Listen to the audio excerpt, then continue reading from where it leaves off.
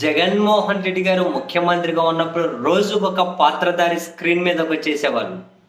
14 లక్షల కోట్ల అప్పని ఒకరంటే, 11 లక్షల కోట్లని అప్పని ఒకరంటే, ఇంకొక రాష్ట్రంలో ఆర్థిక ఎమర్జెన్సీ విధించాలని చెప్పి మరొక రాష్ట్రపతులు ఒక లేఖలు రాస్తే, అబ్బో ఇంకా ఒకరు ఇంకా కోట్లేసుకొని కొందరు, కోట్లేకుండా కొందరు అరవీర భయంకరమైన మేధావి ముసుగులన్నీ తగిలించుకొని నోటికి ఏది వస్తే ఆ కూతలన్నీ ఆ మరుగుడంతా మరుగుతూ పోయేవాళ్ళు. అరే బాబు, జగన్మోహన్ రెడ్డి గారి ప్రభుత్వ హయాంలో ఎఫ్ఆర్బిఎం పరిమితికి లోబడి అప్పులు చేస్తున్నారని పార్లమెంట్లో కేంద్రం చెప్పినాం.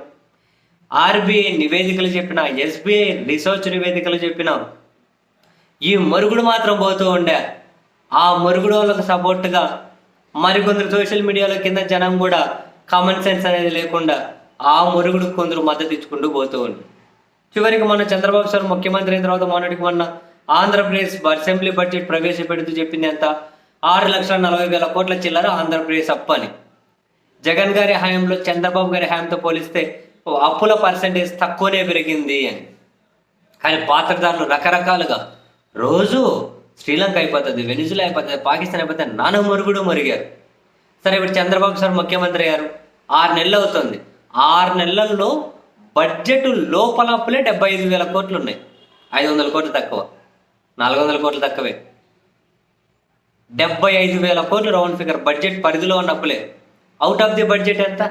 అమరావతి పరిమితి చేస్తున్నది ఎంత అంటే 6 నెలల వ్యవధిలోనే బడ్జెట్ లోపలే 75,000 కోట్లు అప్పు చేస్తే బడ్జెట్ బయట అప్పు ఎంత? అమరావతి అప్పులు ఎంత?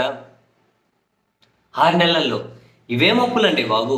కాగ్ నివేదిక ప్రకారమే నవంబర్ ఎండింగ్ వరకు 64,500 కోట్లు ఆంధ్రప్రదేశ్ అప్పు. ఈ సంవత్సరం మొన్న 3వ తేదీ, మొన్న ఈ నెల డిసెంబర్లో, మొన్న నవంబర్ వరకు 64,500 కోట్ల అప్పు. డిసెంబర్ 3వ తేదీ 4,600 కోట్ల అప్పు.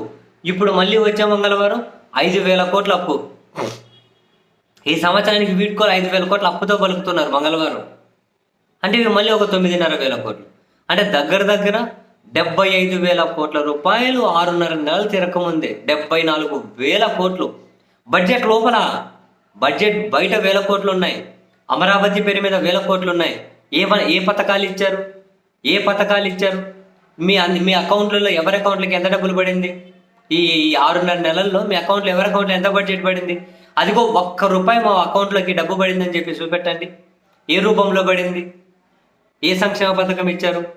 మరి ఈ 1,000 కోట్ల అప్పు ఏంటి? అసలు ఏం చేస్తున్నారు? ఈ డబ్బులు ఎంత? అడిగేవాళ్ళు లేరు. అందరి నోర్లు మోగబోయాయి. అందరి నోర్లు జనాలలో చైతన్యం. జనాన్ని చూస్తే నిజంగానే అనిపిస్తుంది, ఎంత గొప్ప సమాజంలో ఉన్నాం రా బాబు మనం. ఇన్ని 1,000 కోట్లు ఏంది? ఏం చేస్తున్నారు? అడిగేవాళ్ళు ఎవరు? ఎందుకు అడగరు? ఇటువంటి సబ్జెక్టులు డిస్కషన్ ఏముండవు. అంత సోది, అంత నాన్ సెన్స్ అంతా పెడుతూ ఉండరు. సమాజానికి సంబంధం లేనివి ఏడో ఒకటో రెండో చిన్న ఈ చితకవి జరిగితే ఎవడో ఆ సోషల్ మీడియాలో ఒకటి తిట్టినాడంట. అవే ప్రధానమైన డిస్కషన్. నెల అది ఒక యజ్ఞము, అది ఒక పెద్ద మహాయజ్ఞం లాగా చేసుకుంటూ పోతూ ఉన్నారు. ఇప్పుడు ఇవి సీరియస్ ఇష్యూస్. ఏం చేస్తున్నారు? డబ్బులు ఇన్ని 1,000 కోట్లు 6.5 నెలల్లో బడ్జెట్ పరిధిలో 75,000 కోట్లు అప్పైందండి బాబు. అరే నీ పాసుగుల అమ్మమ్మమ్మమ్మ, ఎట్లయా స్వామి? సంపద సృష్టి అంట, అప్పుల సృష్టి. సోమవారం పోలవరం అంటుండ్రే, మంగళవారం అప్పులవరమా? ఇంకా ఏంది స్వామి?